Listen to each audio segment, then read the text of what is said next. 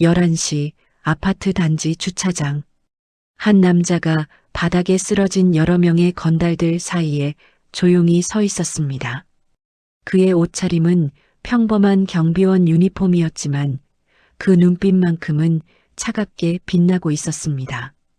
쓰러진 건달 중 한 명이 떨리는 목소리로 중얼거렸습니다. 당신, 대체 누구야? 남자는 대답하지 않았습니다. 그저 멀리 보이는 아파트 한 동을 바라볼 뿐이었습니다. 그곳에는 그의 딸이 살고 있었습니다. 아니, 살고 있었다고 해야 할까요? 지옥 같은 결혼 생활 속에서 매일 죽어가고 있었으니까요. 미안하다. 지수야. 남자의 입에서 작은 중얼거림이 흘러나왔습니다. 대체 무슨 일이 있었던 걸까요? 평범한 경비원처럼 보이는 이 남자는 누구일까요? 그리고 왜 이 많은 건달들이 그의 발 아래 쓰러져 있는 걸까요? 이 놀라운 반전의 전체 이야기가 궁금하시다면 잠시만 구독 버튼을 눌러주세요. 평범해 보이는 사람들의 숨겨진 이야기를 매일 전해드립니다. 알림 설정까지 해두시면 매일 새로운 이야기로 찾아뵙겠습니다. 자, 그럼 이 모든 것이 어떻게 시작되었는지 한 달 전으로 돌아가 보겠습니다. 한 달 전, 아침 6시 휴대전화 알람이 울렸습니다. 김태진은 눈을 떴습니다. 50대 중반의 나이답지 않게 규칙적인 생활을 하는 그는 매일 이 시간이면 어김없이 일어났습니다. 작은 원룸안은 깔끔하게 정돈되어 있었습니다. 낡았지만 깨끗한 이불, 먼지 하나 없는 바닥, 정갈하게 놓인 몇 안 되는 가구들. 태진의 삶은 그의 방처럼 단순했습니다. 세수를 하고 면도를 했습니다. 거울 속 자신의 얼굴을 보며 태진은 잠시 멈칫했습니다. 흰머리가 또 늘었습니다. 세월은 누구에게나 공평했습니다. 경비원 유니폼을 입었습니다. 남색 상의에 검은색 바지, 그리고 가슴팍에 달린 작은 명찰, 김태진 경비원이라고 적혀 있었습니다. 간단히 식사를 마치고 집을 나섰습니다. 그가 사는 곳에서 일하는 아파트까지는 걸어서 10분 거리였습니다. 새벽 공기는 상쾌했습니다. 아직 해가 뜨기 전이라 거리는 조용했습니다.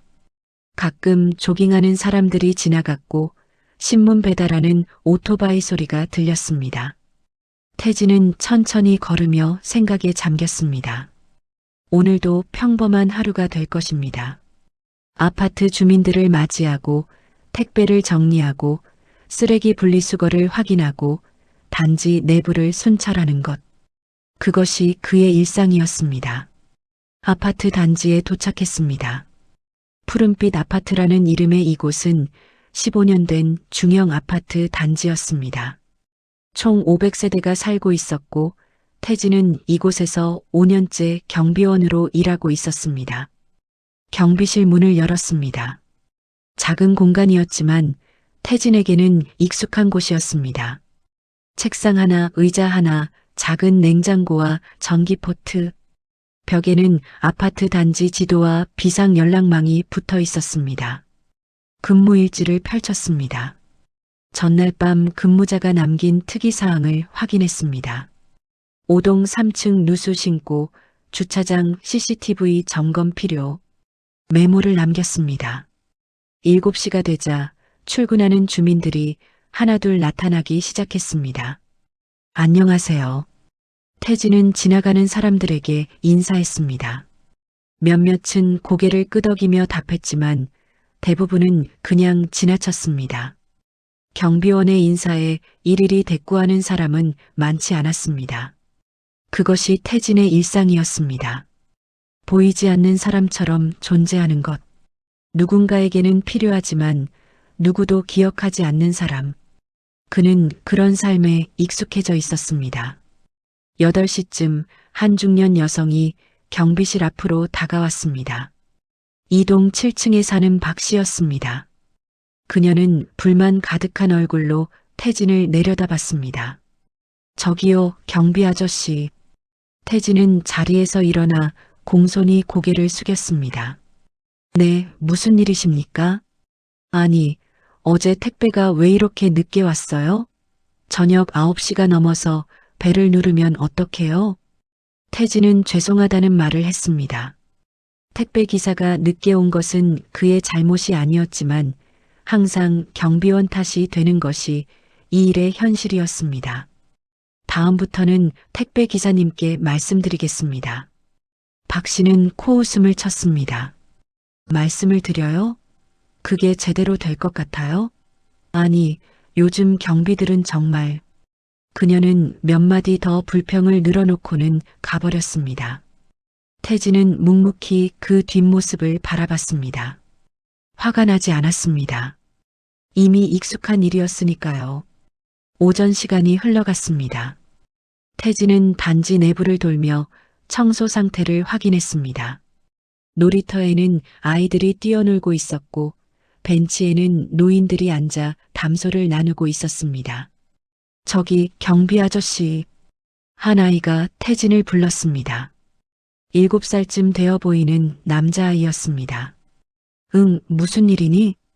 공이 저기 나무 위에 걸렸어요. 태진은 아이가 가리키는 곳을 봤습니다. 작은 나무가지에 축구공이 걸려 있었습니다. 그리 높지 않은 곳이었습니다. 아저씨가 꺼내줄게. 태진은 나뭇가지를 잡고 조금 흔들었습니다. 공이 떨어졌고 아이는 환하게 웃으며 고맙다는 말을 했습니다. 조심해서 놀아야 돼. 알았지? 네. 아이는 공을 들고 친구들에게로 뛰어갔습니다. 태진은 그 모습을 보며 희미하게 미소 지었습니다. 이런 순간들이 그의 일상에 작은 기쁨을 주었습니다. 점심시간이 되었습니다. 태진은 경비실로 돌아와 도시락을 꺼냈습니다. 아침에 싸온 김치볶음밥이었습니다. 간단하지만 충분했습니다. 혼자 먹는 점심이었지만 외롭지는 않았습니다. 태진은 오래전부터 혼자 사는 것에 익숙해져 있었습니다. 아내가 세상을 떠난 지도 벌써 10년이 넘었습니다. 식사를 마치고 설거지를 했습니다. 작은 싱크대에서 도시락통을 씻으며 태진은 문득 딸 생각이 났습니다. 지수, 그의 유일한 가족이자 살아가는 이유였습니다. 지수는 이제 28살이었습니다. 3년 전에 결혼해서 이 아파트에서 멀지 않은 곳에 살고 있었습니다. 한 달에 한두 번 정도 얼굴을 보는 것이 전부였지만 태진은 그것만으로도 행복했습니다. 딸이 행복하게 살고 있다고 믿었으니까요. 오후가 되었습니다. 택배 차량이 들어왔고 태진은 경비실 앞에 쌓인 택배들을 동별로 정리했습니다. 무거운 상자들을 옮기는 것은 힘들었지만 태진은 묵묵히 일했습니다. 수고하세요. 지나가던 한 주민이 태진에게 인사를 건넸습니다. 사동에 사는 젊은 남성이었습니다. 항상 공손하게 인사하는 사람이었습니다. 감사합니다. 태진은 고개를 숙여 답했습니다. 이런 작은 친절이 하루를 버티게 하는 힘이 되었습니다. 오후 5시 퇴근 시간이 다가왔습니다. 저녁 근무자가 경비실로 들어왔고 태진은 간단히 인수인계를 했습니다. 오늘 특별한 일은 없었습니다. 내일 오전에 수도 점검 있으니 참고하세요. 알겠습니다. 수고하셨어요. 태진은 경비실을 나섰습니다. 하루 일과가 끝났습니다. 집으로 가는 길 태진은 편의점에 들렀습니다.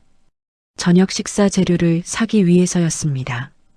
컵라면 하나와 삼각김밥 하나를 골랐습니다. 계산대에서 돈을 내며 태진은 문득 휴대전화를 확인했습니다. 딸에게서 온 문자 메시지가 있었습니다. 아빠, 이번 주말에 시간 되세요? 집에 한번 놀러 오세요. 태진의 얼굴에 미소가 번졌습니다. 지수가 먼저 연락을 해온 것은 오랜만이었습니다. 최근 몇 달간 딸과의 연락이 뜸했었는데 이렇게 먼저 연락을 받으니 기분이 좋았습니다. 그래, 아빠가 갈게. 뭐 먹고 싶은 거 있니? 답장을 보내고 태진은 흥얼거리며 집으로 향했습니다. 주말이 기다려졌습니다. 집에 도착해서 간단히 저녁을 먹었습니다. 텔레비전을 켰지만 별로 집중하지 못했습니다. 자꾸 주말 생각이 났습니다. 딸을 만날 생각을 하니 마음이 들떴습니다. 밤 10시 태진은 잠자리에 들었습니다. 내일도 새벽 6시에 일어나야 했으니까요. 어둠 속에서 누워 태진은 천장을 바라봤습니다. 오늘도 평범한 하루였습니다. 내일도 모레도 아마 비슷한 하루가 될 것입니다. 하지만 그는 불평하지 않았습니다. 이 평범한 일상이 그가 선택한 삶이었으니까요. 오래전 그는 전혀 다른 삶을 살았습니다. 폭력과 권력이 지배하는 세계에서 그는 정점에 서 있었습니다. 사람들은 그를 두려워했고 그의 이름만으로도 거리는 조용해졌습니다. 하지만 그 모든 것을 버렸습니다. 아내의 유언 때문이었습니다. 여보, 이제 그만해요. 지수 앞에서 떳떳한 아버지가 되어주세요. 병상에서 아내가 남긴 마지막 말이었습니다. 태진은 그 약속을 지키기 위해 모든 것을 내려놓았습니다. 조직도 권력도 명예도.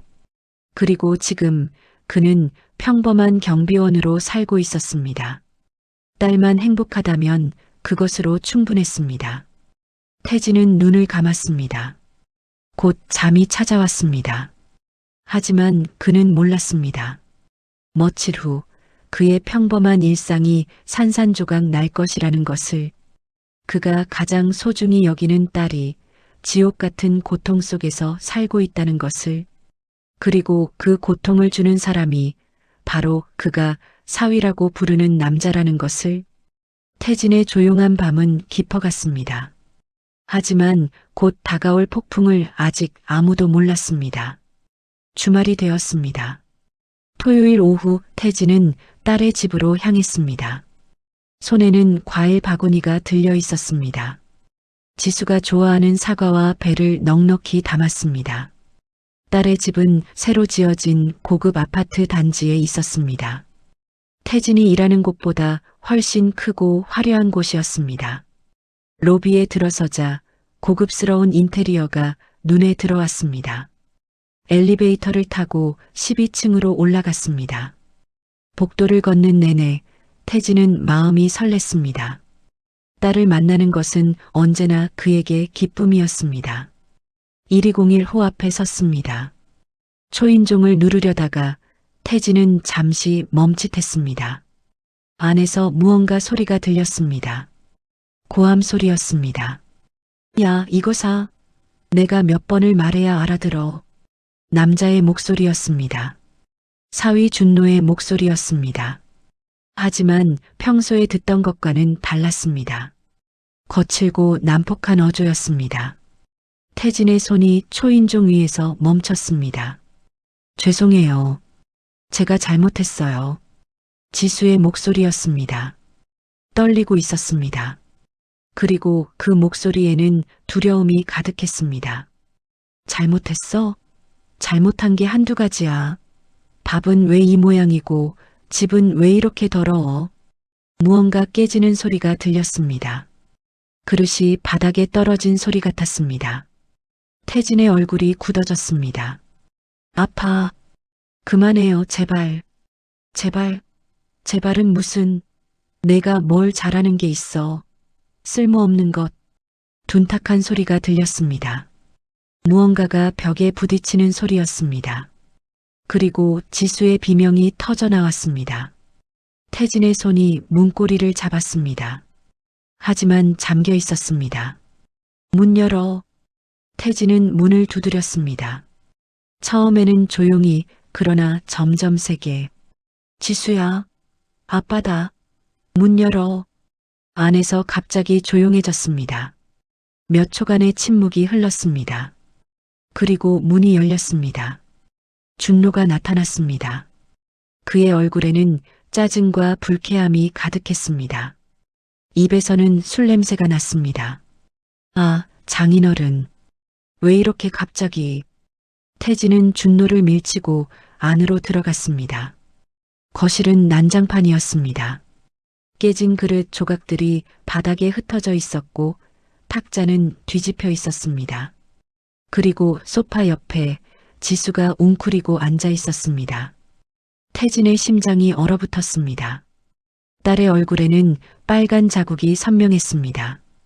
뺨이 부어올라 있었고 입술은 터져 있었습니다.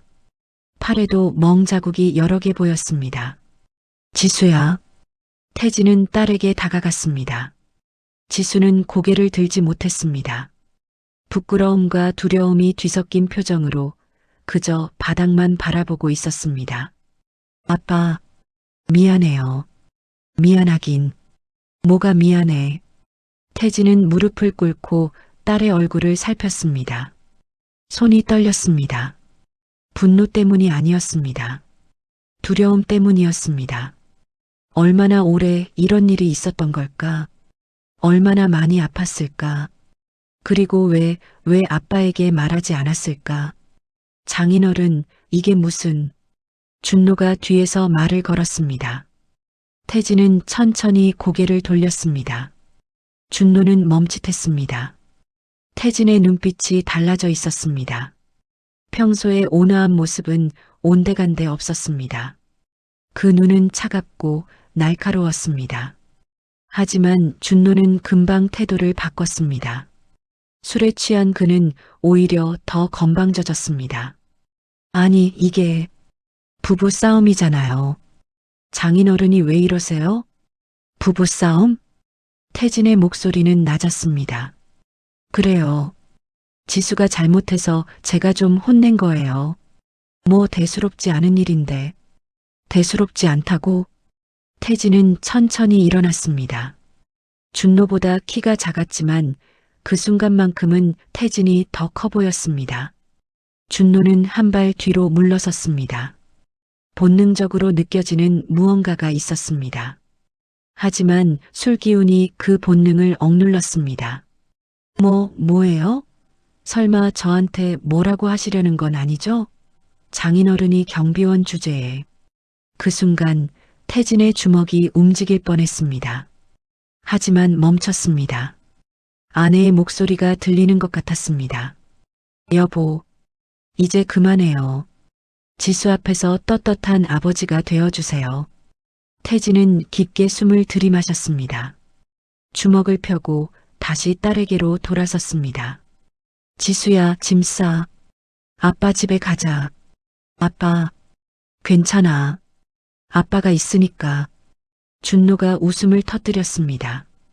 뭐, 짐을 싸? 하하. 장인어른, 정신 차리세요. 여긴 제 집이고 지수는 제 아내예요. 어디 데리고 간다는 거예요? 태진은 준노를 바라봤습니다. 그 시선은 무언가를 꾹 참고 있는 사람의 눈빛이었습니다. 지금 당장 내 딸한테서 떨어져. 아니면요? 뭐 어쩔 건데요? 설마 저 때리시려고요? 그거 폭행이에요, 폭행. 경비원 주제에 감히. 준노는 태진의 가슴을 손가락으로 찔렀습니다. 아니, 진짜 웃기네. 경비원이 뭘 어쩐다는 거예요? 당신 같은 사람이 뭘 할 수 있어요?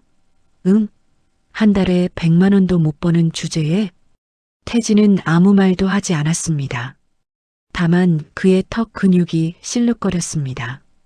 준노는 계속 말을 이었습니다. 술 기운에 더욱 대담해진 그는 태진을 완전히 무시하기 시작했습니다. 지수 있잖아요. 제가 원하는 대로 하는 거예요. 때리고 싶으면 때리고, 욕하고 싶으면 욕하고. 장인어른이 뭔 상관이에요? 여긴 제 집이고 지수는 제 아내라고요. 준노야. 지수가 떨리는 목소리로 말했습니다. 너무 심한 거 아니야. 아빠한테 그러지 마. 닥쳐. 준노가 소리쳤습니다. 내가 입 닥치라고. 내가 너 때문에 얼마나 스트레스 받는지 알아. 밥도 제대로 못하고 집도 제대로 못 치우고 쓸모없는 것. 그리고 준노는 태진을 향해 비웃듯 말했습니다. 보세요, 장인어른. 이게 제 아내예요. 제가 원하는 대로 하는 거예요. 당신이 뭐라고 하든 전 상관없어요. 경비원 따위가 그 말을 끝까지 하지 못했습니다. 태진의 손이 준노의 멱살을 잡았습니다. 지금 뭐라고 했어? 태진의 목소리는 여전히 낮았습니다. 하지만 그 속에는 뭔가 위험한 것이 숨어 있었습니다. 준노는 놀라서 태진의 손을 뿌리치려 했습니다. 하지만 태진의 그립은 쇠처럼 단단했습니다. 이봐요. 놓으라고요. 내 딸한테 다시는 손대지 마. 뭐예요? 아프잖아요. 태진은 준노를 밀어냈습니다. 준노는 비틀거리며 뒤로 물러났습니다. 아빠, 그만해요. 지수가 태진의 팔을 잡았습니다. 제발, 이러지 마요. 태진은 딸을 보았습니다. 지수의 눈에는 눈물이 가득했습니다. 하지만 그 눈물은 아픔 때문만은 아니었습니다. 아버지가 폭력을 쓸까봐 두려워하는 눈빛이었습니다. 태진의 마음이 무너졌습니다. 아내가 원했던 것은 이게 아니었습니다. 딸 앞에서 떳떳한 아버지, 폭력을 쓰지 않는 아버지. 태진은 주먹을 폈습니다. 미안하다, 지수야. 아빠가 미안해. 준노는 멱살에서 풀려난 뒤 안전한 거리를 확보하고는 다시 입을 열었습니다. 이거 봐요, 장인어른. 방금 저 폭행하셨죠? 이거 신고하면 어떻게 되는지 알아요? 태진은 대답하지 않았습니다. 경비원 일도 못하게 될 거예요. 그럼 어떻게 살 건데요? 그 좁은 원룸 월세도 못 낼 거 아니에요? 준노는 승리자처럼 웃었습니다. 그러니까 조용히 돌아가세요. 부부 일에 끼어들지 말고요. 지수는 제가 알아서 할 테니까. 태진은 여전히 아무 말도 하지 않았습니다. 다만 준노를 바라볼 뿐이었습니다. 그 시선이 너무 차가워서 준노는 순간 소름이 돋았습니다. 하지만 곧 태진은 고개를 돌렸습니다. 지수야. 아빠 괜찮아요. 저 괜찮아요. 아빠한테 전화해. 언제든지. 알았지? 네. 태진은 딸의 머리를 쓰다듬었습니다. 그리고 천천히 현관으로 향했습니다. 준노는 태진의 뒷모습을 보며 비웃었습니다. 경비원 주제에 설치더니 결국 꼬리 내리네. 쯧쯧. 태진은 문을 열고 나갔습니다. 복도로 나온 태진은 잠시 그 자리에 멈춰 섰습니다. 손이 떨리고 있었습니다. 온몸이 떨리고 있었습니다. 분노 때문이었습니다. 오랜만에 느끼는 감정이었습니다. 10년 넘게 억눌러왔던 감정이었습니다. 하지만 더 큰 감정은 죄책감이었습니다. 딸이 저렇게 아파하고 있는데 자신은 몰랐습니다. 행복하게 살고 있다고 믿었습니다. 아버지로서 실격이었습니다. 태진은 주먹을 쥐었습니다. 너무 세게 쥐어서 손톱이 손바닥에 파고들었습니다. 엘리베이터를 타고 내려가는 동안 태진의 머릿속은 복잡했습니다. 어떻게 해야 할까?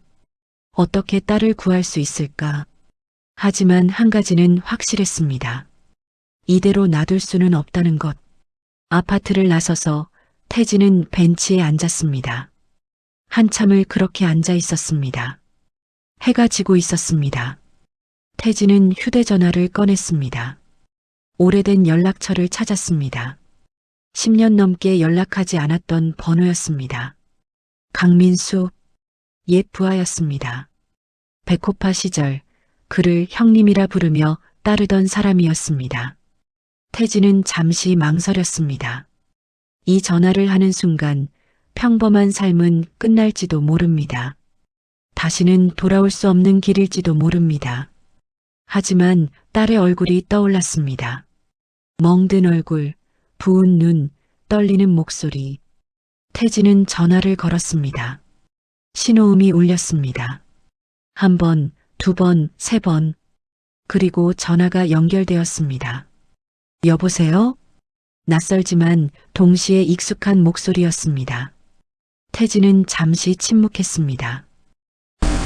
민수야, 나다. 전화 저편에서 침묵이 흘렀습니다. 길고 긴 침묵이었습니다. 그리고 떨리는 목소리가 들려왔습니다. 님? 백호 형님이십니까? 그래. 오랜만이다. 형님. 정말 형님이십니까? 어떻게? 민수야. 태진의 목소리는 차분했습니다. 나 좀 도와줄 수 있겠니? 형님, 무슨 말씀이든 하십시오. 목숨이라도 바치겠습니다. 목숨까지는 아니고. 태진은 잠시 말을 멈췄습니다. 한 놈에 대해 알아봐줘. 이름은 박준노. 30대 초반. 사업가 행세하는데 뒤가 있는 것 같아. 알겠습니다, 형님. 최대한 빨리 알아보겠습니다. 고맙다. 형님, 그런데 무슨 일이십니까? 태진은 대답하지 않았습니다. 다만 조용히 말했습니다. 내일 만나자. 장소는 내가 문자 보낼게. 알겠습니다, 형님. 전화를 끊었습니다. 태진은 휴대전화를 내려다봤습니다. 이제 시작이었습니다. 준노는 몰랐습니다. 자신이 건드린 사람이 누구인지, 자신이 때린 여자의 아버지가 어떤 사람이었는지, 그리고 앞으로 어떤 일이 벌어질지. 태진은 벤치에서 일어났습니다. 어둠이 깔린 거리를 걸으며 그는 중얼거렸습니다. 미안하다, 여보. 약속을 지키지 못할 것 같아. 밤하늘에는 별이 없었습니다. 다가올 폭풍을 예고하듯 다음 날 오후 태진은 작은 식당에서 강민수를 만났습니다. 10년 만의 재회였습니다. 민수는 예전과 달라져 있었습니다. 40대 중반이 된 그는 머리에 흰머리가 섞여 있었고 얼굴에는 세월의 흔적이 역력했습니다. 하지만 태진을 보는 그의 눈빛만큼은 예전 그대로였습니다. 존경과 충성이 가득한 눈빛이었습니다. 형님. 민수는 태진을 보자마자 고개를 깊이 숙였습니다. 오랜만이다, 민수야. 앉아. 두 사람은 구석 자리에 마주 앉았습니다. 민수는 가방에서 서류 봉투를 꺼냈습니다. 형님이 말씀하신 박준노에 대해 알아봤습니다. 고맙다. 그런데 형님. 민수는 조심스럽게 물었습니다. 이자가 형님과 무슨 관계입니까? 내 사위다. 민수의 얼굴이 굳어졌습니다. 사위라고요? 그래. 내 딸과 결혼했어. 그럼 지수 아가씨가. 민수는 말을 잇지 못했습니다. 태진의 표정에서 뭔가 심상치 않은 것을 느꼈기 때문입니다. 민수야, 내가 왜 조직을 떠났는지 기억하지? 네. 형수님께서 돌아가시고. 응. 그때 아내가 마지막으로 한 말이 있어. 지수 앞에서 떳떳한 아버지가 되어달라고. 태진은 잠시 말을 멈췄습니다. 그래서 나는 모든 걸 버렸어. 조직도 명예도 권력도. 그냥 평범한 아빠로 살고 싶었어. 형님. 근데 태진의 목소리가 낮아졌습니다. 그 새끼가 내 딸을 때리고 있더라. 민수의 주먹이 쥐어졌습니다. 어제 딸 집에 갔다가 봤어. 지수 얼굴에 멍이 가득하고 입술은 터져 있고. 태진은 서류 봉투를 펼쳤습니다. 그래서 알아보려고 하는 거야. 이자가 누군지, 뒤에 누가 있는지. 민수가 고개를 끄덕이며 설명을 시작했습니다. 박준노 32세. 겉으로는 투자 사업가로 행세하고 있지만 실제로는 건달입니다. 건달? 네. 유흥업소랑 도박장을 전전하면서 돈을 뜯어내는 일을 합니다. 그리고 폭력과 협박도 서슴지 않습니다. 민수는 사진 몇 장을 꺼냈습니다. 이게 준노가 출입하는 곳들입니다. 주로 강남 쪽 유흥업소들이고요. 불법 도박장도 자주 드나듭니다. 태진은 사진들을 보며 눈을 가늘게 떴습니다. 그리고 이자의 아버지가 이진철입니다. 이진철? 네. 유흥업소 3곳, 도박장 2곳, 그리고 대부업체를 운영하는 자입니다. 불법적인 일을 많이 하죠. 민수는 또 다른 사진을 꺼냈습니다. 50대 후반으로 보이는 남자의 사진이었습니다. 이진철은 금산파와 연결되어 있습니다. 금산파? 태진의 눈빛이 변했습니다. 그래, 형님. 형님께서 떠나신 후에 세력을 키운 조직입니다. 지금은 이 지역에서 가장 큰 조직이 되었습니다. 두목이 누구지? 마태식입니다. 형님 아시죠? 태진은 고개를 끄덕였습니다. 마태식? 예전에 작은 조직을 이끌던 자였습니다. 태진이 백호파를 이끌 때는 그저 주변 조직 중 하나에 불과했습니다. 그 자가 이렇게 커졌구나. 네. 형님께서 은퇴하신 후 공백을 차지하면서 급속도로 성장했습니다. 민수는 잠시 말을 멈췄다가 조심스럽게 덧붙였습니다.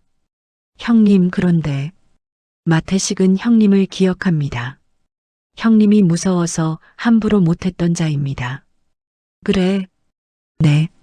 하지만 형님이 은퇴하신 게 겁먹고 도망간 거라고 오해하고 있습니다. 그래서 형님을 무시하는 분위기입니다.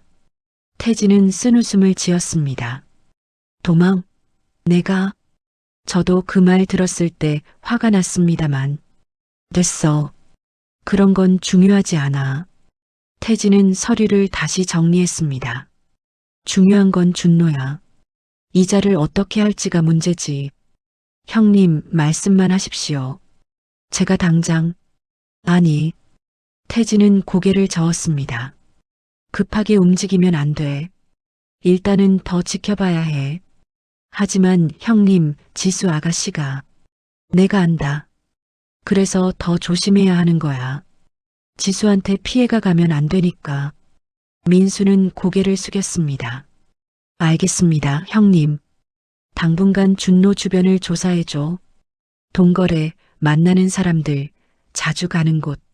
전부 다. 네, 형님. 제가 직접 붙어서 보겠습니다. 두 사람은 식당을 나왔습니다. 헤어지기 전 민수가 태진의 손을 잡았습니다. 형님, 필요하시면 언제든 연락하십시오. 형님을 따르던 형제들, 아직 많이 남아 있습니다. 고맙다, 민수야. 형님이 돌아오신다면 모두 기뻐할 겁니다. 태진은 대답하지 않았습니다. 다만 민수의 어깨를 두드렸을 뿐이었습니다. 그날 밤, 준노는 고급 유흥업소에 있었습니다. 화려한 조명 아래 비싼 양주를 마시며 여자들과 어울리고 있었습니다. 오빠, 오늘 기분 좋아 보여요. 옆에 앉은 여자가 말했습니다. 준노는 그녀의 허리를 끌어안으며 웃었습니다. 그럼, 오늘 좋은 일 있었거든. 무슨 일인데요? 아, 우리 장인어른이 집에 왔었어. 경비원 아저씨가. 준노는 술잔을 들이켰습니다. 그 양반이 날 보고 뭐라고 하려는 거야? 웃기지 않아? 장인어른이요? 응. 아내 아빠. 근데 완전 찌질이야. 경비원 주제에 나한테 덤비려고 하더라고. 준노는 크게 웃었습니다. 결국 꼬리 내리고 도망갔지만 당연하지. 나한테 덤볐다간 인생 끝나는 거니까. 여자들도 따라 웃었습니다. 준노는 기분이 좋아져서 더 많은 술을 주문했습니다. 한참을 마시고 놀다가 준노는 화장실에 갔습니다. 복도를 걷는데 앞에서 한 남자가 다가왔습니다. 준노 씨? 응? 누구세요? 저 최 과장이라고 합니다. 잠깐 할 말이 있는데.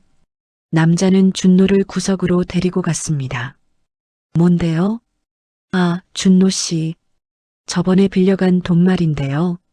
준노의 표정이 굳어졌습니다. 그거 다음 달에 준다고 했잖아요. 네, 알죠. 근데 사정이 생겨서요. 이번 주 안에 갚아주셔야 할 것 같은데. 이번 주? 갑자기 무슨 소리예요?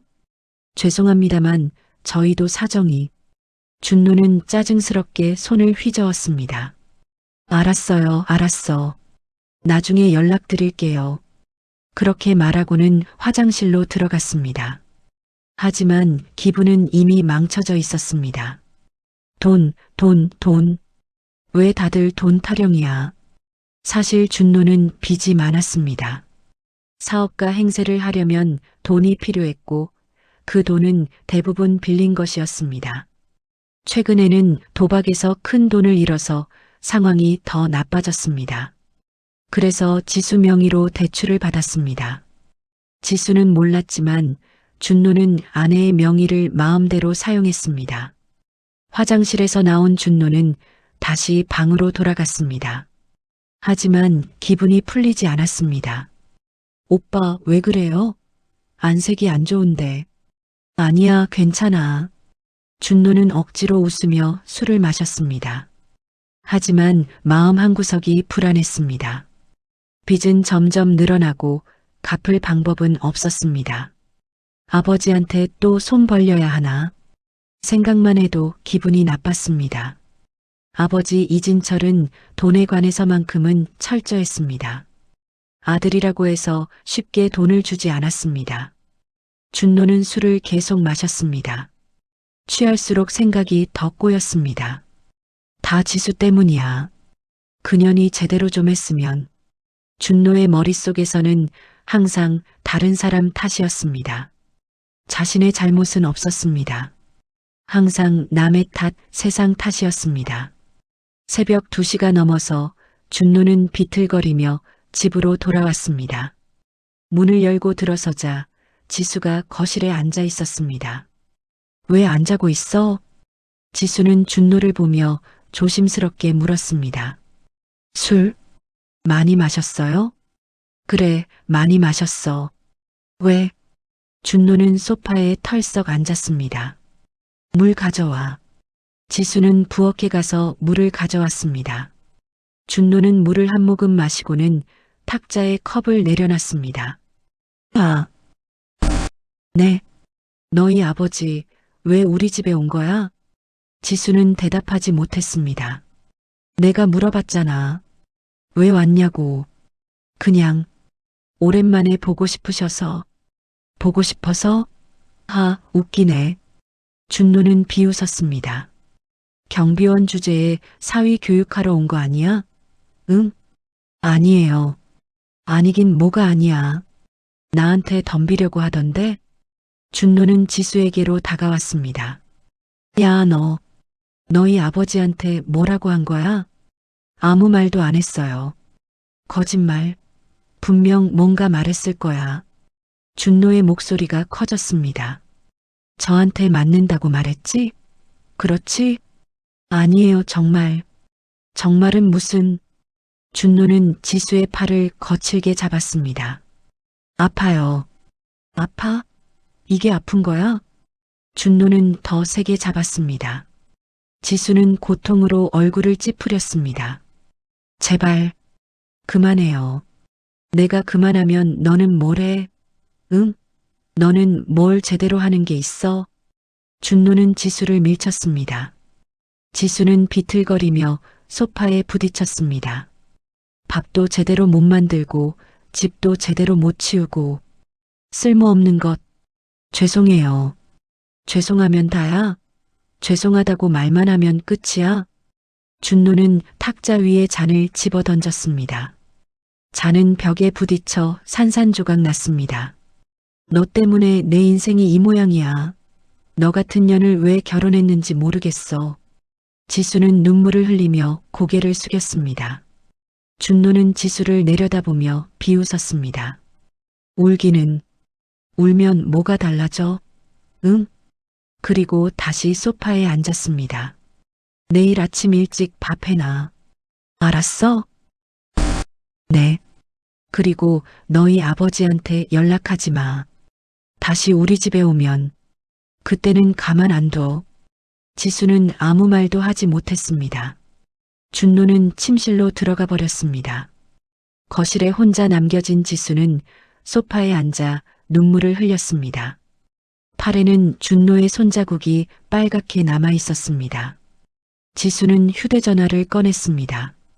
아버지의 전화번호가 화면에 떠올랐습니다. 하지만 전화를 걸지 못했습니다. 아버지한테 더 이상 걱정을 끼치고 싶지 않았습니다. 그리고 준노가 더 화를 낼까봐 두려웠습니다.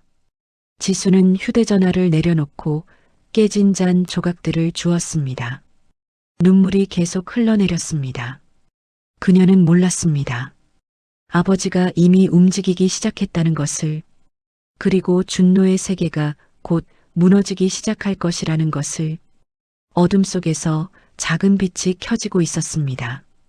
하지만 그 빛이 무엇인지 지수는 아직 알지 못했습니다. 일주일이 지났습니다. 강민수는 매일 태진에게 보고를 올렸습니다. 준노의 하루하루가 낱낱이 기록되었습니다. 태진은 경비실에서 그 보고들을 읽으며 준노라는 인간의 실체를 파악했습니다. 그리고 계획을 세웠습니다. 조용하지만 확실한 계획이었습니다. 월요일 아침, 준노는 평소처럼 늦게 일어났습니다. 지수가 만들어 놓은 아침 식사를 대충 먹고 외출 준비를 했습니다. 오늘 늦을 거야. 저녁 기다리지 마. 알았어요. 준노는 현관문을 나섰습니다. 고급 세단을 타고 강남으로 향했습니다. 그가 모르는 사이 뒤에서 한 대의 차가 조용히 따라붙었습니다. 준노는 먼저 도박장으로 갔습니다. 건물 지하에 숨겨진 불법 도박장이었습니다. 그곳에서 그는 몇 시간을 보냈습니다. 하지만 운이 좋지 않았습니다. 계속 졌습니다. 젠장. 준노는 짜증스럽게 자리를 박차고 일어났습니다. 200만 원을 날렸습니다. 도박장을 나온 준노는 담배를 피우며 전화를 걸었습니다. 최 과장, 나 준노야. 그 돈 말인데 조금만 더 기다려줘. 응? 이번 주 안으로 꼭 줄게. 전화를 끊고 준노는 한숨을 쉬었습니다. 돈이 필요했습니다. 급하게. 그날 저녁, 준노가 자주 가는 유흥업소에 손님이 찾아왔습니다. 사채업자 김 사장이었습니다. 준노 씨, 어디 계세요? 만나 뵙고 싶은데요.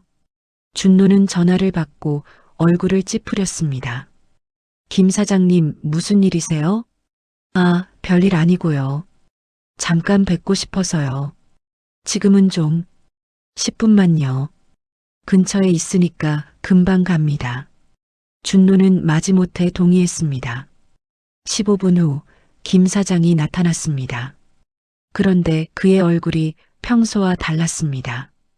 딱딱하고 차가웠습니다. 김 사장님, 무슨 일이세요? 준노 씨, 죄송한데 빌려드린 돈 말입니다. 아, 그거요? 다음 달에 드린다고 했잖아요. 네, 알죠. 근데 사정이 생겨서요. 김 사장은 서류를 꺼냈습니다. 이번 주 안으로 갚아주셔야겠습니다. 뭐라고요? 갑자기 왜요? 저희도 사정이 있어서요. 죄송합니다. 준노는 당황했습니다. 이번 주는 무리예요. 한 달만 더 기다려주시면. 안 됩니다. 계약서에도 나와 있듯이 기한 내에 못 갚으시면 이자가 배로 붙습니다. 김 사장님, 그동안 잘 지냈잖아요. 한 번만. 비즈니스입니다. 준노 씨. 감정 섞을 수 없어요. 김 사장은 차갑게 말하고는 자리를 떠났습니다. 준노는 멍하니 앉아 있었습니다. 뭐지? 갑자기 왜 이래? 다음 날, 준노에게 또 다른 연락이 왔습니다. 이번에는 다른 사채업자였습니다. 준노 씨, 박 실장입니다. 빌려드린 700만 원, 이번 주 금요일까지 갚아주셔야겠습니다. 네, 그것도 다음 달로. 사정이 생겨서요. 금요일까지입니다. 전화가 끊겼습니다. 준노는 식은땀이 났습니다. 대체 무슨 일이지? 같은 시각, 민수는 조용한 카페에서 한 남자와 마주 앉아 있었습니다. 그래서 김 사장, 내 부탁 들어줄 거지? 물론입니다. 민수 형님. 형님 부탁이라면 뭐든지요. 고맙네. 박준노한테 빌려준 돈 당장 받아내. 알겠습니다. 근데 이유를 물어봐도 될까요? 민수는 웃었습니다. 그냥 그자가 마음에 안 드는 사람이라고만 해두지.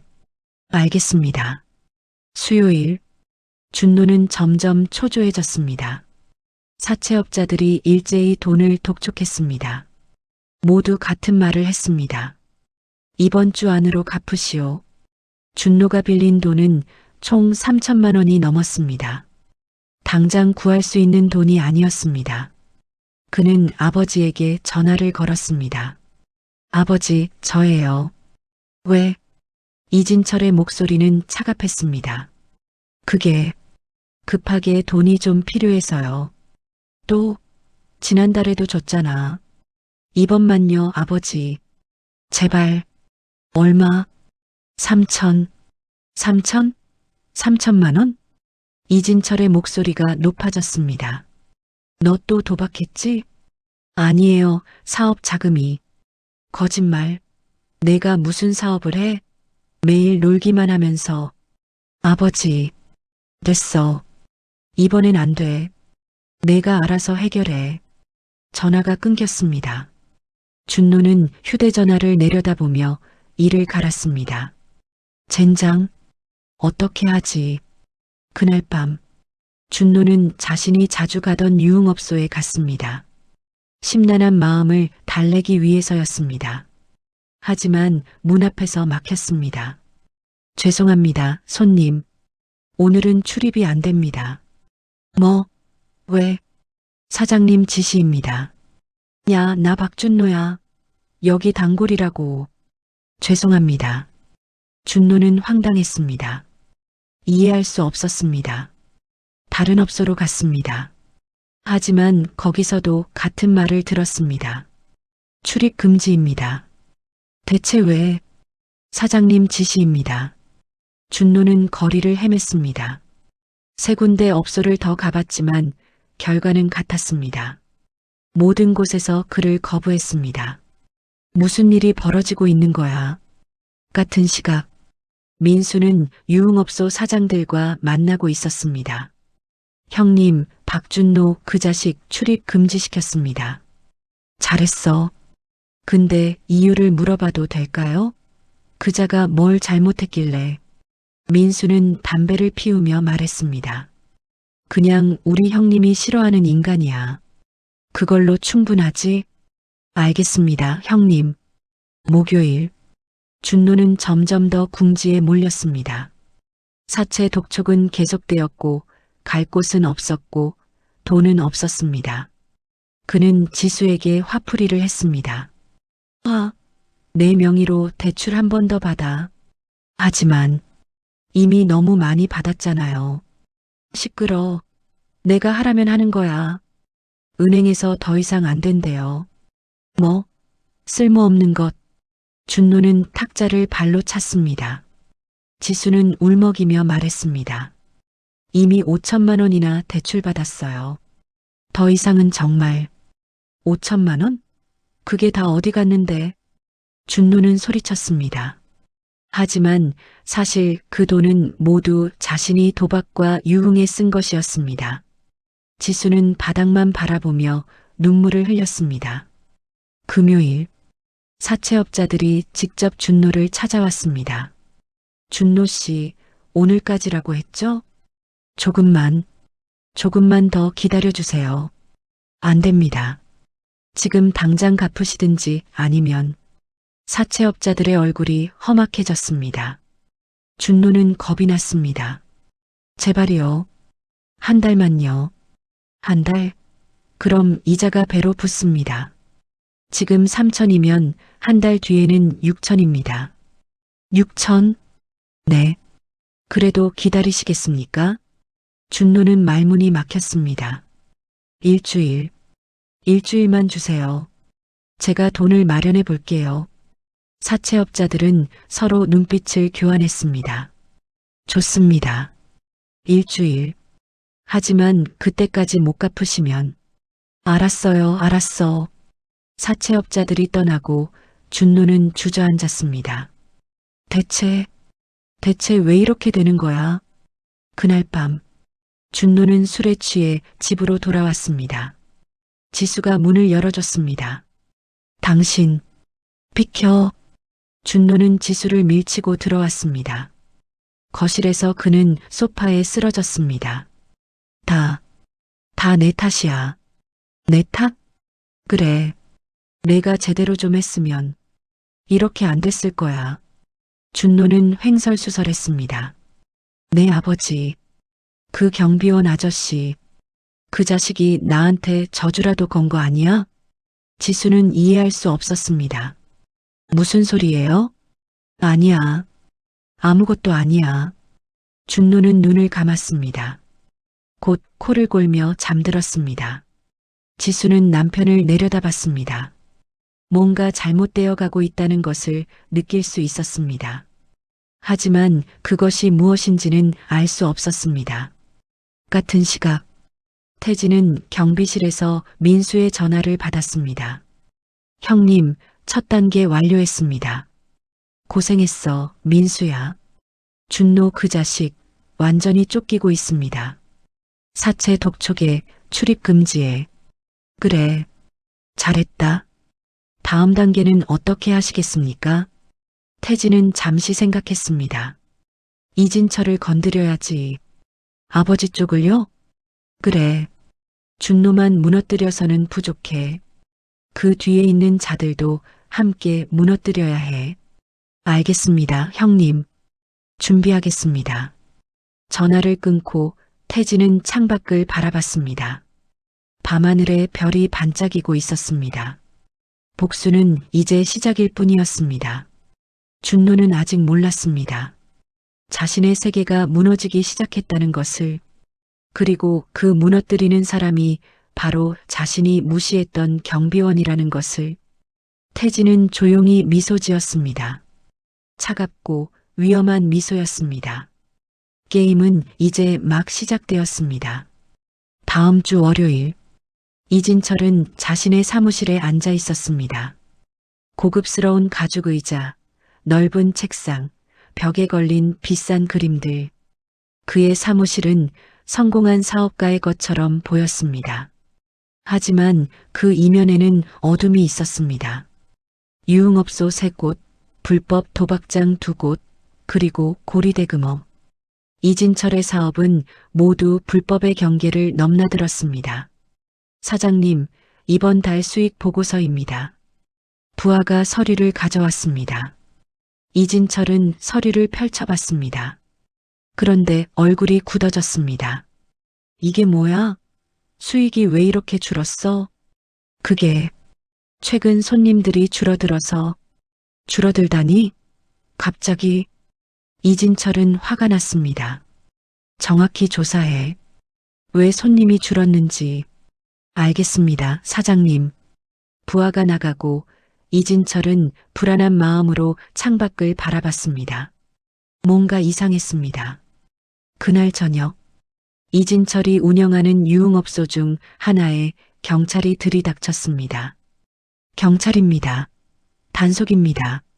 손님들이 놀라 일어났고 업소는 순식간에 아수라장이 되었습니다. 뭐야 이게? 오늘 단속 없다고 했잖아. 업소 지배인이 당황했습니다. 평소 같으면 미리 정보가 들어왔을 텐데 이번에는 아무 연락도 없었습니다. 경찰은 업소를 샅샅이 뒤졌습니다. 그리고 여러 가지 불법 사항들을 적발했습니다. 청소년 고용, 무허가 영업, 세금 탈루. 이거 다 적발 대상입니다. 잠깐만요. 이건 오해. 오해고 뭐고 증거가 다 있습니다. 사장 누구예요? 지배인은 할 말이 없었습니다. 이진철은 한밤중에 전화를 받았습니다. 사장님, 큰일 났습니다. 뭐? 강남 지점이 단속 걸렸습니다. 뭐라고? 이진철은 벌떡 일어났습니다. 어떻게 된 거야? 정보는? 그게 아무 정보도 없었습니다. 갑자기 젠장. 이진철은 이를 갈았습니다. 피해가 얼마야? 영업 정지 3개월에 벌금이. 알았어, 알았어. 전화를 끊고 이진철은 술을 마셨습니다. 뭐가 잘못된 거지? 다음 날 이진철의 또 다른 업소에서 문제가 생겼습니다. 도박장에서 큰 싸움이 벌어진 것입니다. 야, 이 새끼가 사기쳤어. 뭐, 내가 언제. 손님들 사이에 큰 싸움이 벌어졌고 결국 경찰이 출동했습니다. 도박장은 폐쇄되었고 이진철은 또다시 타격을 입었습니다. 수요일, 이진철의 대부업체에도 문제가 생겼습니다. 갑자기 여러 명의 채무자들이 일제히 돈을 갚고 계약을 파기한 것입니다. 뭐, 다들 갚았다고? 네, 사장님. 20여 명이 한꺼번에. 그게 말이 돼? 어제까지만 해도 돈 없다고 울고불고 하던 놈들이. 이진철은 이해할 수 없었습니다. 무언가 보이지 않는 손이 자신의 사업을 무너뜨리고 있었습니다. 같은 시각, 민수는 조용한 사무실에서 전화를 받고 있었습니다. 네, 형님. 이진철 쪽 작업 진행 중입니다. 태진의 목소리가 들렸습니다. 경찰 단속은 어떻게 했어? 예전에 형님 밑에서 일하던 강 형사님 계시잖아요. 그분께 부탁드렸습니다. 강 형사가 아직 현직이구나. 네. 지금은 고위직이 되셨습니다. 형님 이야기 나오니까 바로 도와주시겠다고 하셨습니다. 고맙네. 그리고 도박장 싸움은 저희 쪽 사람들이 일부러 만들었습니다. 좋아. 대부업체는? 채무자들한테 제가 돈을 빌려줬습니다. 이진철한테 먼저 갚고 저희한테 천천히 갚으라고 했습니다. 태진은 잠시 침묵했습니다. 민수야, 내가 손해보는 거 아니야? 형님 무슨 말씀을. 형님 일이라면 손해고 뭐고 없습니다. 미안하다. 아닙니다, 형님. 예전에 형님께서 저한테 얼마나 잘해주셨는데요. 이 정도는 아무것도 아닙니다. 전화를 끊고 민수는 창밖을 바라봤습니다. 백호 형님이 돌아오셨다는 사실만으로도 가슴이 벅찼습니다. 목요일 저녁, 이진철은 술에 취해 집으로 돌아왔습니다. 일주일 사이에 모든 것이 엉망이 되었습니다. 업소 하나는 영업 정지, 도박장 하나는 폐쇄, 대부업 수입은 급감, 손실만 수억 원이었습니다. 현관문을 열고 들어서는데 거실에 준노가 앉아 있었습니다. 아버지, 너. 이진철은 아들을 노려봤습니다. 왜 여기 왔어? 아버지, 저 정말 급합니다. 돈 좀. 돈?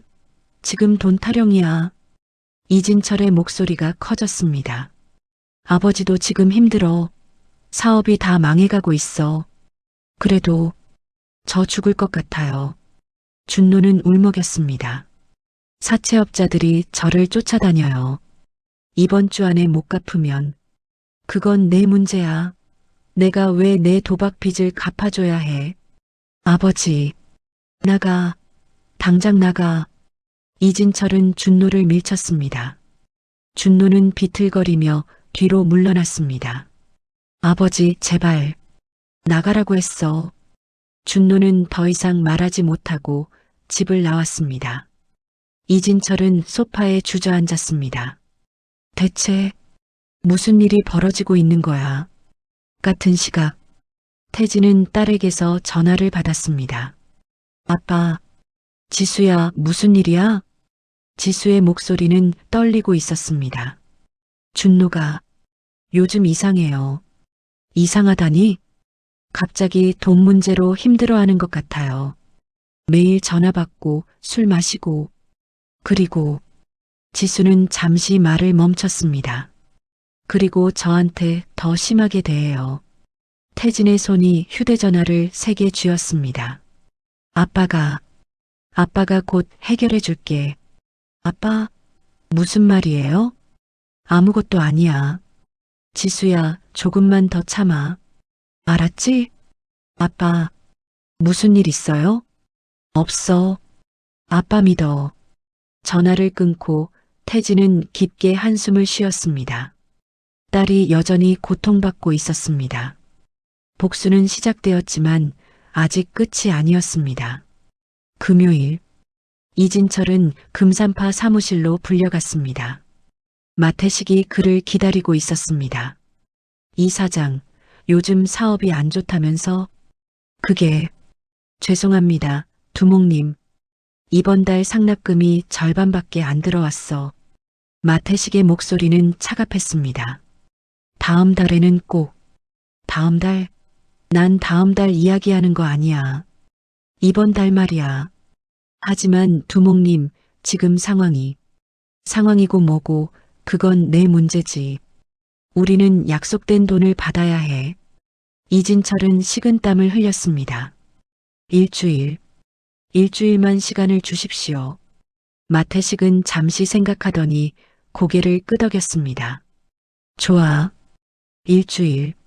하지만 그때까지 못 가져오면 마태식은 말을 끝내지 않았습니다.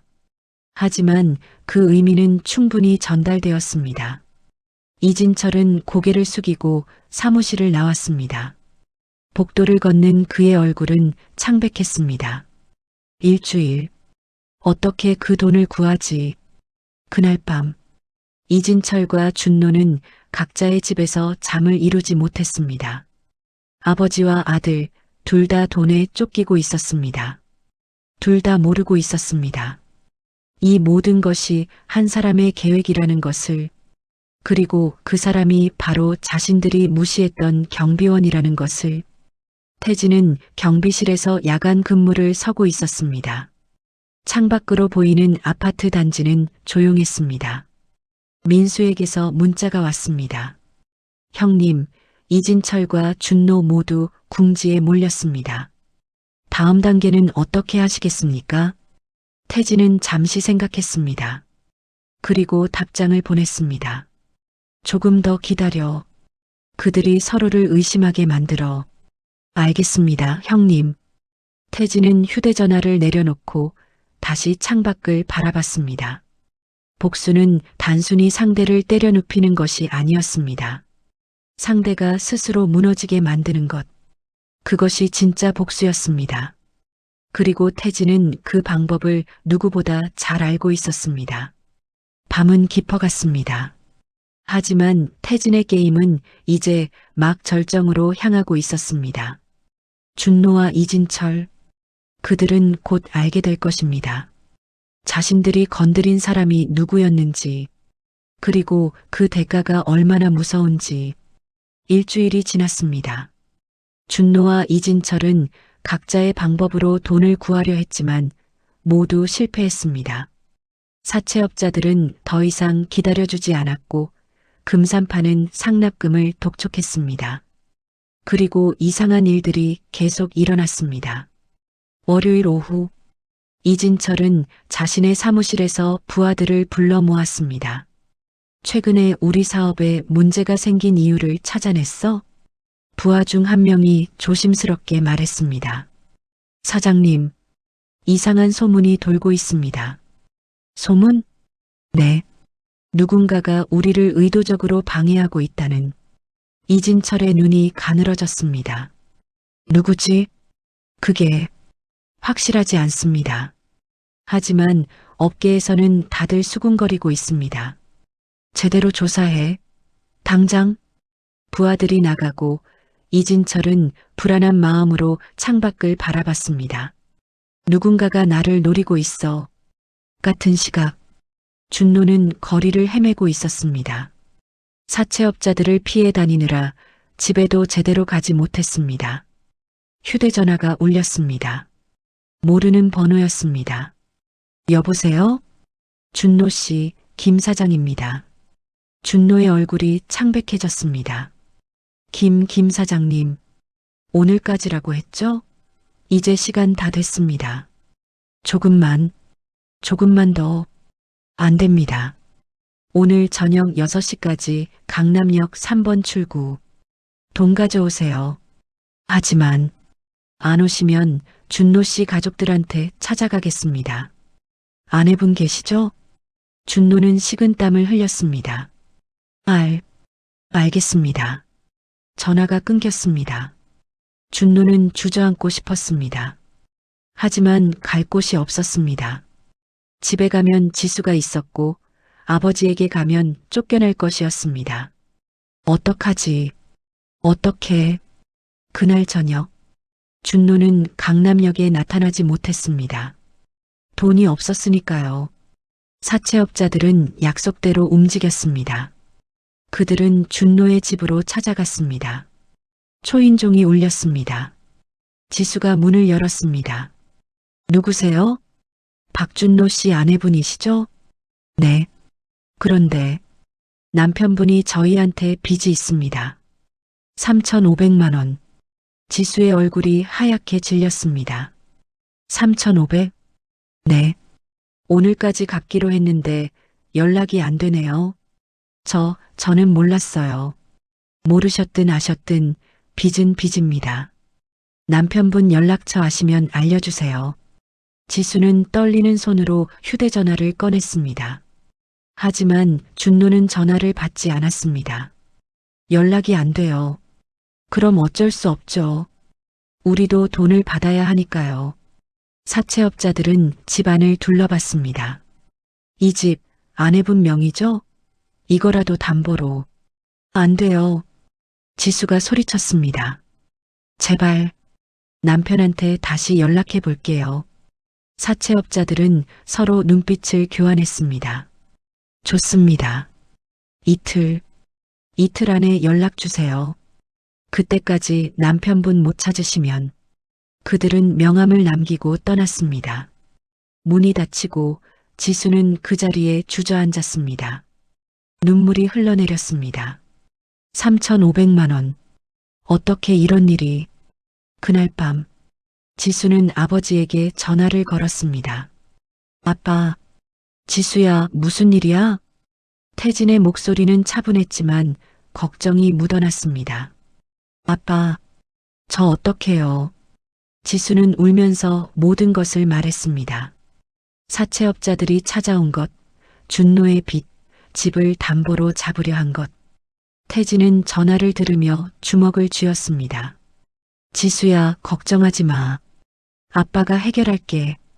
하지만 아빠, 그렇게 큰 돈을. 괜찮아. 아빠 믿어. 아빠, 지수야, 이제 그만 울어. 알았지? 네. 전화를 끊고 태진은 깊게 숨을 들이마셨습니다. 이제 직접 움직일 때가 된 것 같았습니다. 다음 날 오전, 금산파 사무실, 마태식은 부하들을 불러 모았습니다. 이진철 그 자식, 아직도 돈 안 가져왔어? 네, 두목님. 계속 시간을 달라고만 합니다. 시간? 더 이상 시간은 없어. 마태식은 자리에서 일어났습니다. 직접 가자. 이진철한테. 알겠습니다, 두목님. 오후, 이진철의 사무실에 금산파 조직원 5명이 들이닥쳤습니다. 이게 무슨... 이 사장, 두목님께서 기다리고 계십니다. 지금은 좀... 지금 당장입니다. 이진철은 선택의 여지가 없었습니다. 금산파 사무실로 끌려간 이진철은 마태식 앞에 서게 되었습니다. 이 사장, 내가 몇 번이나 기회를 줬지? 죄송합니다, 두목님. 죄송하다고? 그게 다야?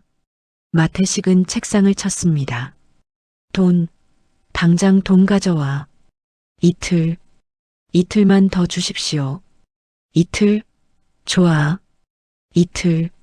하지만 못 가져오면. 마태식은 이진철의 멱살을 잡았습니다. 내 업소고 뭐고 다 내가 가져간다. 알았어? 알겠습니다. 이진철은 풀려나 비틀거리며 사무실을 나왔습니다. 그날 저녁, 이진철은 술에 취해 집으로 돌아왔습니다. 현관문을 열고 들어서는데 준노가 앉아 있었습니다. 너, 아버지. 준노의 얼굴은 초췌했습니다. 아버지, 저 정말 죽을 것 같아요. 나도 마찬가지야. 이진철이 소리쳤습니다. 다 내 때문이야. 내가 도박질만 안 했어도. 제 탓이에요? 아버지도 사업 망친 거 제 탓이에요? 뭐? 이진철은 준노에게 다가갔습니다. 감히 내가 나한테 대들어? 전 사실대로 말한 거예요. 아버지가 제대로 못해서 그런 거잖아요. 탁! 이진철의 손이 준노의 뺨을 때렸습니다. 이 자식이.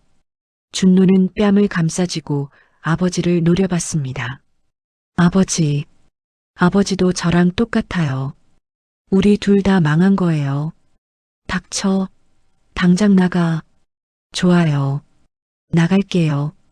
준노는 집을 나섰습니다. 아버지와 아들 사이에 금이 갔습니다. 같은 시각, 태진은 민수와 만나고 있었습니다. 형님, 이제 금산파가 움직이기 시작했습니다. 그래, 예상대로네. 그런데 형님, 이제 직접 나서실 때가 된 것 같습니다. 태진은 고개를 끄덕였습니다. 그래, 이제 마지막 단계야. 어떻게 하시겠습니까? 금산파를 직접 만나야겠어. 민수의 눈이 커졌습니다. 형님, 그럼, 응, 이제 내 정체를 밝힐 때가 됐어. 알겠습니다, 형님. 제가 준비하겠습니다. 이틀 후, 금산파 사무실 근처, 준노와 이진철은 각자 돈을 구하려 필사적으로 움직였지만 모두 실패했습니다. 그리고 그날 저녁, 금산파 조직원 10명이 이진철의 사무실로 쳐들어왔습니다. 이 사장, 나와. 이진철은 겁에 질려 뒤로 물러섰습니다. 돈을 구하려고. 됐어. 두목님 명령이야. 당장 따라와. 조직원들이 이진철을 끌고 가려는 순간, 잠깐, 낮고 차분한 목소리가 들렸습니다. 모두가 돌아봤습니다. 사무실 문 앞에 한 남자가 서 있었습니다. 50대 중반, 평범한 옷차림의 남자. 이진철은 그 남자를 보고 눈을 크게 떴습니다. 당신은. 그 남자는 바로 태진이었습니다. 금산파 조직원들이 태진을 노려봤습니다. 누구야 너? 태진은 대답하지 않고 천천히 안으로 들어왔습니다. 이 일에서 손 떼. 뭐? 이 자식이. 한 조직원이 태진에게 다가갔습니다. 그리고 그의 멱살을 잡으려 했습니다. 순간 태진의 손이 움직였습니다. 번개처럼 빠른 움직임이었습니다. 조직원은 자신이 어떻게 된 건지도 모르고 바닥에 쓰러졌습니다. 다른 조직원들이 놀라 뒤로 물러섰습니다. 이 자식? 그들이 일제히 달려들었습니다. 하지만 태진은 침착했습니다. 1명, 2명, 3명. 조직원들이 차례로 쓰러졌습니다. 태진의 움직임은 정확하고 빨랐습니다. 마치 오랜 훈련을 받은 사람처럼. 아니, 그보다 더. 마치 수많은 싸움을 겪어온 사람처럼. 10여 초 만에 10명의 조직원이 모두 바닥에 쓰러졌습니다. 이진철은 믿을 수 없다는 표정으로 태진을 바라봤습니다. 당신, 대체. 태진은 쓰러진 조직원 중 한 명을 일으켜 세웠습니다. 마태식한테 전해. 백호가 만나고 싶다고. 백호? 조직원의 얼굴이 창백해졌습니다. 백호라고 했어? 알아들었지? 네. 조직원은 비틀거리며 사무실을 빠져나갔습니다. 태진은 이진철을 보았습니다. 당신은 이제 금산파 걱정은 안 해도 돼. 당신, 대체 누구십니까? 태진은 대답하지 않고 밖으로 나갔습니다. 그날 밤, 금산파 사무실, 마태식은 부하의 보고를 듣고 있었습니다. 백호라고요? 네, 두목님. 그자가 그렇게 말했습니다. 마태식의 얼굴이 굳어졌습니다. 설마 그 백호? 두목님 혹시? 마태식은 자리에서 일어났습니다. 당장 확인해.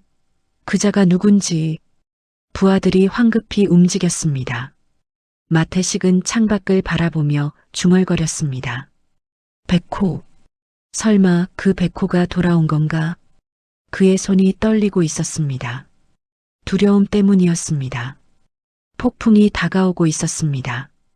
그리고 그 폭풍의 중심에는 백호가 있었습니다. 다음 날 오전, 금산파 사무실은 긴장감으로 가득했습니다. 마태식은 밤새 잠을 이루지 못했습니다. 부하들이 가져온 정보를 보고 또 봤습니다. 두목님 확인했습니다. 그자가 정말 백호입니다. 김태진, 백호. 마태식은 오래된 사진을 내려다봤습니다. 15년 전 찍힌 사진이었습니다. 젊은 태진의 모습이 보였습니다. 그자가 왜 지금 나타난 거야? 그게 박준노가 그자의 사위라고 합니다. 뭐? 마태식의 얼굴이 일그러졌습니다. 준노 그 자식이 백호의 딸을 때렸다는 소문도 있습니다. 미친 자식. 마태식는 책상을 쳤습니다. 이진철은 어디 있어? 도망쳤습니다. 어제부터 연락이 안 됩니다. 젠장. 마태식는 잠시 생각하다가 부하들에게 말했습니다. 백호한테 연락해. 내가 직접 만나겠다고. 네, 두목님. 같은 시각, 준노는 모텔방에 숨어 있었습니다. 사채업자들을 피해, 금산파를 피해, 이제는 아버지마저 등을 돌린 상황이었습니다.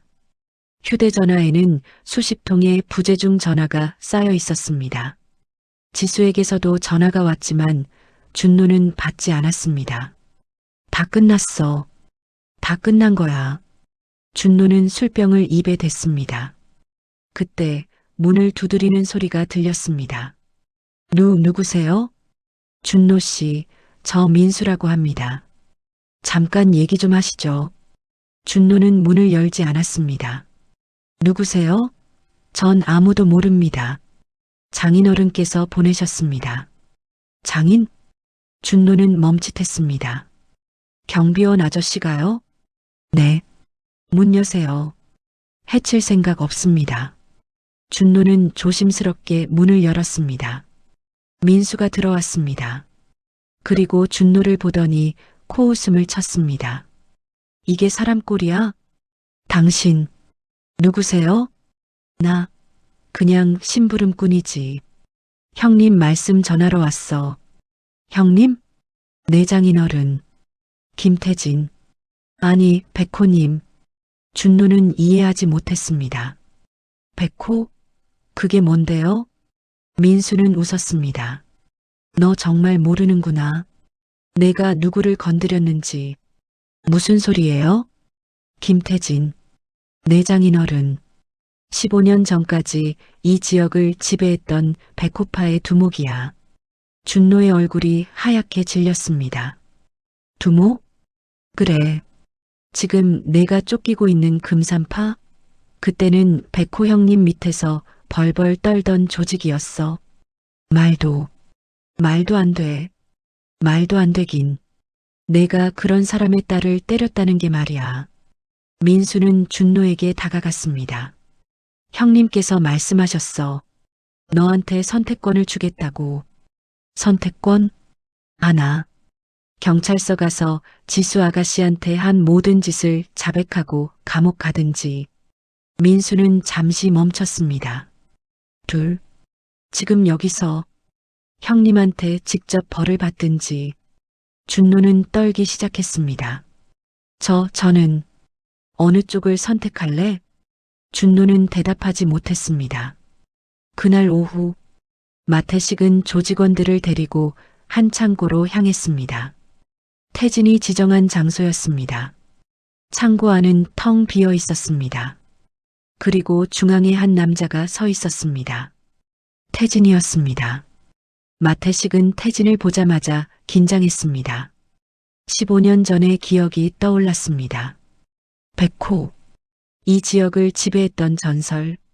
오랜만입니다, 백호님. 마태식은 공손하게 인사했습니다. 태진은 고개를 끄덕였습니다. 오랜만이군, 태식아. 백호님께서 왜 다시 나타나신 겁니까? 내 딸 때문이야. 태진의 목소리는 차분했지만 그 속에는 분노가 깔려 있었습니다. 딸, 박준노. 그자가 내 딸을 때렸어. 마태식의 얼굴이 굳어졌습니다. 그건 제가 몰랐습니다.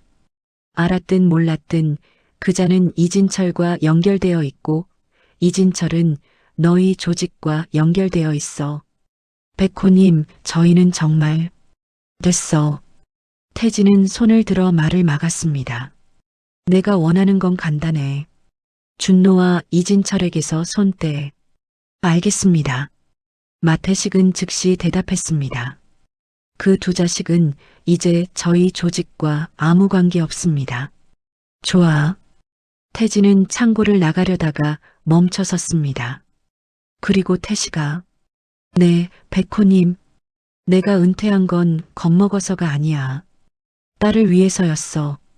마태식은 고개를 숙였습니다. 죄송합니다, 백호님.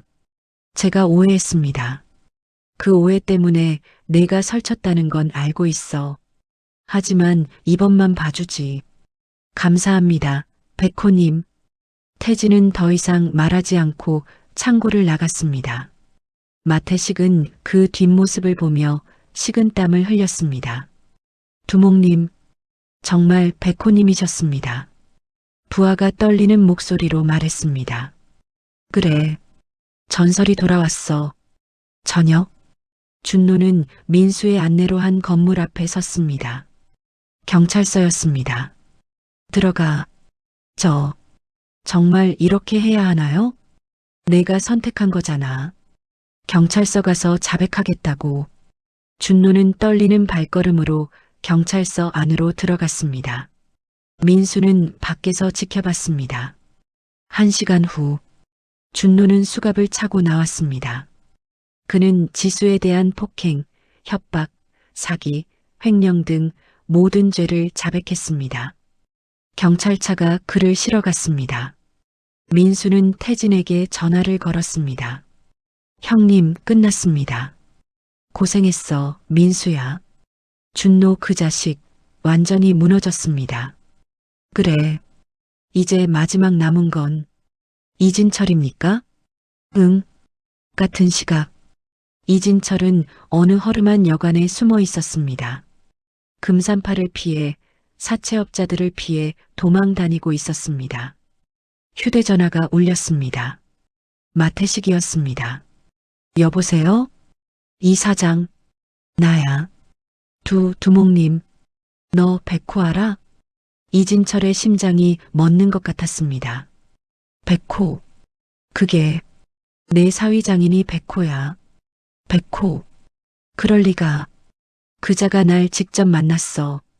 그리고 너랑 준노한테서 손 떼라고 했어. 두목님, 미안하지만 난 백호한테 대들 생각 없어. 앞으로 너는 혼자야. 전화가 끊어졌습니다.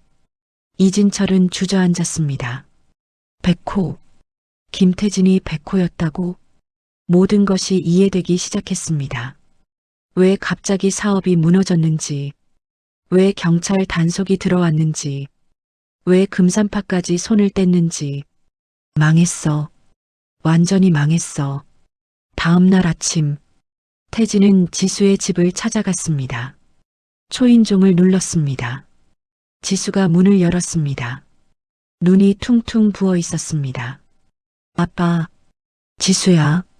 태진은 딸을 꼭 안았습니다. 이제 괜찮아. 다 끝났어. 아빠, 준노가 잡혔다는 연락 받았어요. 그래, 이제 너는 안전해. 지수는 아버지 품에서 울었습니다. 아빠, 고마워요. 미안하다, 지수야. 아빠가 진작 알아챘어야 했는데. 아니에요, 아빠. 제가 말을 안 했으니까. 태진은 딸의 머리를 쓰다듬었습니다. 이제 새로 시작하자. 응? 네, 아빠. 그날 오후 이진철은 스스로 경찰서에 출두했습니다. 그도 모든 것을 자백했습니다. 불법 업소 운영, 고리대금업, 탈세, 그 외 수많은 죄. 그는 준노와 함께 구속되었습니다. 아버지와 아들, 둘 다 감옥에 갇혔습니다. 일주일 후, 태진은 경비실에서 평소처럼 일하고 있었습니다. 마치 아무 일도 없었던 것처럼. 하지만 업계에서는 소문이 돌고 있었습니다. 백호가 돌아왔다고, 전설이 부활했다고, 민수가 경비실로 찾아왔습니다. 형님, 왔어? 형님, 이제 조직으로 돌아오시는 건 아니시죠? 태진은 웃었습니다. 아니야. 난 그냥 경비원으로 살 거야. 하지만 형님, 민수야, 나는 이게 좋아. 평범한 삶, 딸 옆에 있는 삶. 민수는 고개를 끄덕였습니다. 알겠습니다, 형님.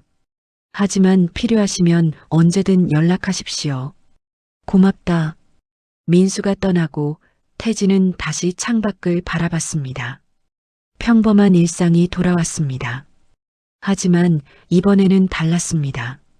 딸이 안전했으니까요. 그리고 그것이 태진에게 가장 중요한 것이었습니다. 백호는 다시 돌아갔습니다. 평범한 경비원 김태진으로. 하지만 이제 모두가 알았습니다. 그 평범한 경비원이 누구인지, 그리고 그를 건드리면 안 된다는 것을. 전설은 끝나지 않았습니다. 다만 잠시 쉬고 있을 뿐이었습니다. 딸의 행복을 지키기 위해. 한 달이 지났습니다. 가을이 깊어지고 있었습니다. 태진은 여전히 푸른빛 아파트에서 경비원으로 일하고 있었습니다. 아침 6시에 일어나고 주민들에게 인사하고 택배를 정리하고 단지를 순찰했습니다. 아무것도 달라진 게 없는 것처럼 보였습니다. 하지만 달라진 것이 있었습니다. 주민들의 시선이었습니다. 안녕하세요, 김경비님. 수고하십니다. 오늘도 좋은 하루 되세요. 예전보다 더 많은 사람들이 태진에게 인사를 건넸습니다. 어떤 이들은 공손하게, 어떤 이들은 따뜻하게. 소문이 돌았기 때문이었습니다. 그 경비원이 딸을 지키기 위해 움직였다는 것. 그리고 그 과정에서 엄청난 일들이 벌어졌다는 것. 자세한 내용은 아무도 몰랐지만 모두가 느낄 수 있었습니다. 저 평범해 보이는 경비원이 결코 평범하지 않다는 것을. 어느 토요일 오후, 태진은 딸의 새 아파트를 찾아갔습니다. 지수는 준노아의 집을 정리하고 작은 원룸으로 이사했습니다. 새로 시작하기 위해서였습니다. 아빠. 문을 연 지수는 예전보다 훨씬 밝은 얼굴이었습니다. 눈가의 멍도 사라졌고 얼굴에는 미소가 돌아왔습니다. 잘 지내니? 네, 아빠.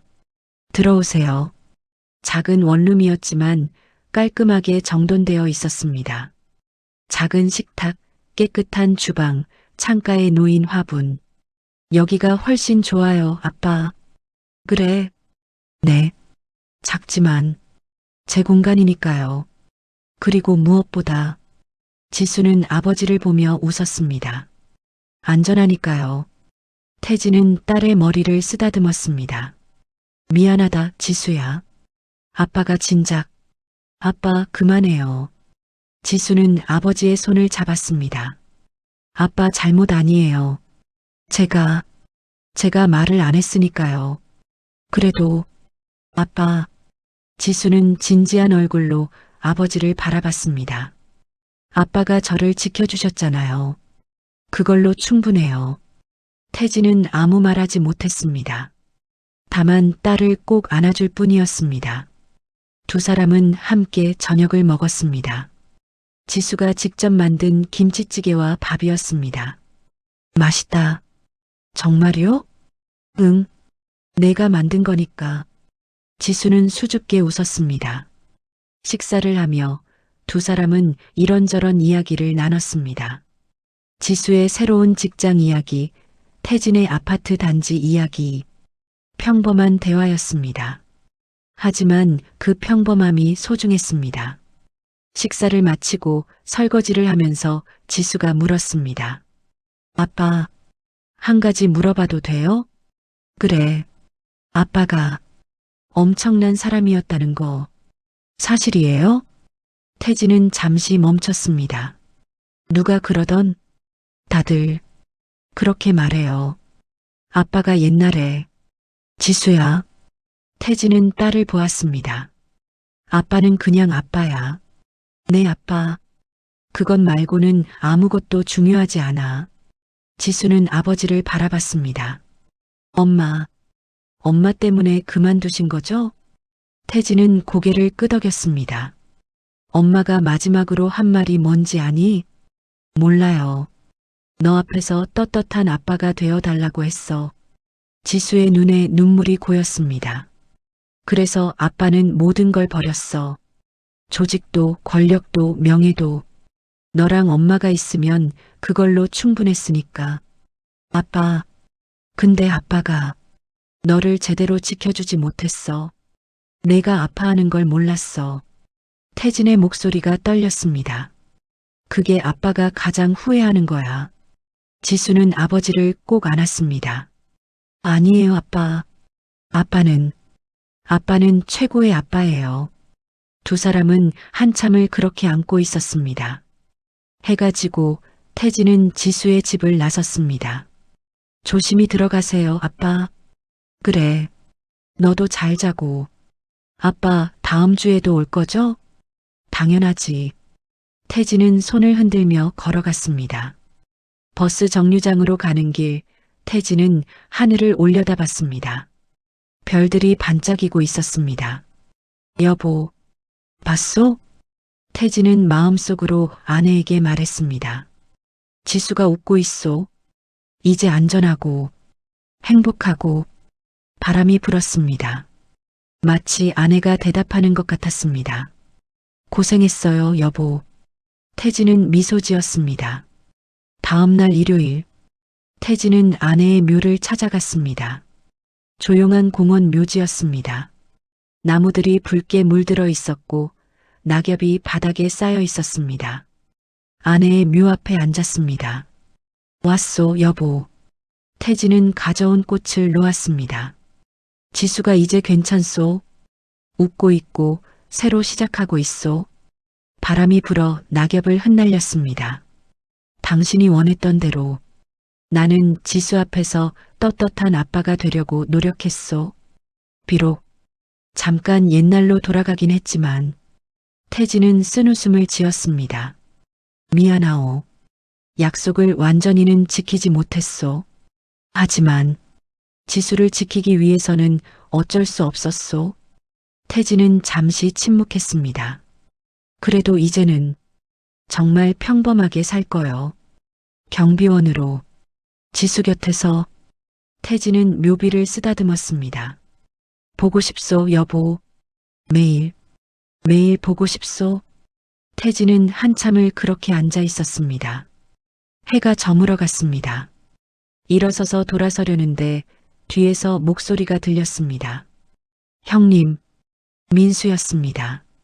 민수야, 여기는 어떻게? 형수님께 인사드리러 왔습니다. 민수는 묘 앞에 절을 했습니다. 형수님 잘 계십니까? 형님 잘 모시겠습니다. 절을 마치고 민수는 태진을 보았습니다. 형님, 형제들이 다들 여쭤봅니다. 형님께서 정말 돌아오실 생각 없으신지. 태진은 고개를 저었습니다. 없어. 나는 이제 그냥 아빠로 살 거야. 알겠습니다. 민수는 웃었습니다. 하지만 형님, 형제들은 형님을 잊지 않을 겁니다. 저도 마찬가지고요. 고맙다, 민수야. 필요하시면 언제든 연락하십시오. 그럴 일은 없을 거야. 이제 평화롭게 살 거니까. 민수는 고개를 끄덕이고 떠났습니다. 태진은 다시 한번 아내의 묘를 바라봤습니다. 여보, 나는 우리 딸과 함께 행복하게 살겠소. 당신이 원했던 대로. 태진은 묘지를 나섰습니다. 일주일 후, 태진은 경비실에서 근무하고 있었습니다. 평범한 오후였습니다. 한 아이가 뛰어와서 말했습니다. 아저씨, 공이 또 나무에 걸렸어요.